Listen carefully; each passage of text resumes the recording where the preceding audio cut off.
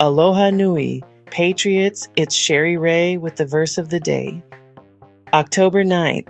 But when Peter was come to Antioch, I withstood him to the face, because he was to be blamed. For before that, certain came from James, he did eat with the Gentiles. But when they were come, he withdrew and separated himself, fearing them which were of the circumcision.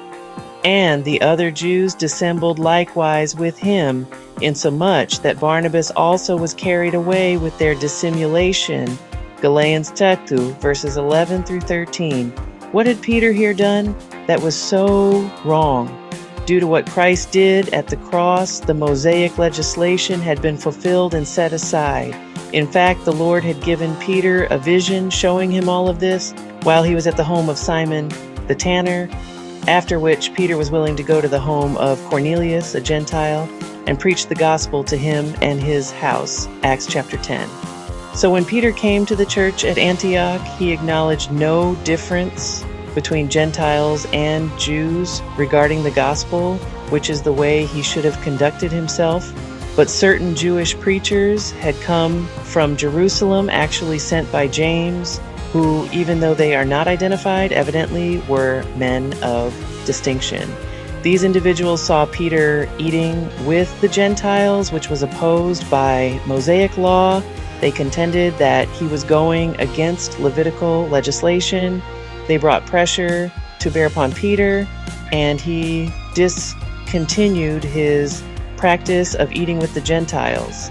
This caused the Jews in the church at Antioch, even including Barnabas, to cease eating with the Gentiles, meaning to have fellowship with them, and brought about a division in the church.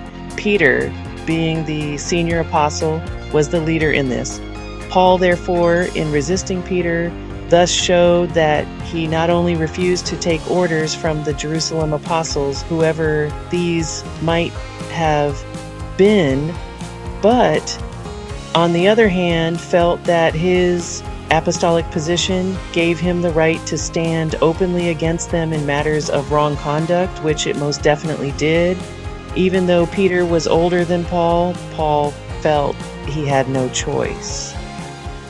If this position was allowed to continue in the church in Antioch, it would wreck the gospel of grace, which means it would destroy the message of the cross, that for which Jesus died. Paul could not keep silent, but was forced to rebuke Peter. Most may look at this and not realize how serious the offense actually was. It was, in fact, an attack by Satan of the highest order. If Paul had not rebuked Peter publicly, Peter evidently backed off.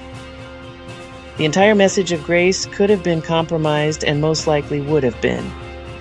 As we have repeatedly said, Satan carries on his greatest work, not from outside the church, but from inside the church. Referring again to Peter, the text says, and the other Jews dissembled likewise with him. The word dissembled in the Greek is hypokrinomai, which actually means hypocrite. By characterizing their actions as hypocrisy, Paul implied that there had been no real change of conviction on the part of Peter and the other Jews. They knew what the gospel of grace was, and in their hearts they had not retreated from this conviction. However, to do what they did because of fear made the matter even worse. Chapter 2, verse 12. All of this tells us that we must stand for the message of the cross at all costs. Those who preach another message must be withstood, even publicly, even as Paul did Peter. I am certain that Paul took no delight whatsoever in this. However, had Paul not stood up that particular day at Antioch, quite possibly we would not have the gospel presently. Every preacher should ask himself, am I standing up for the gospel as did Paul?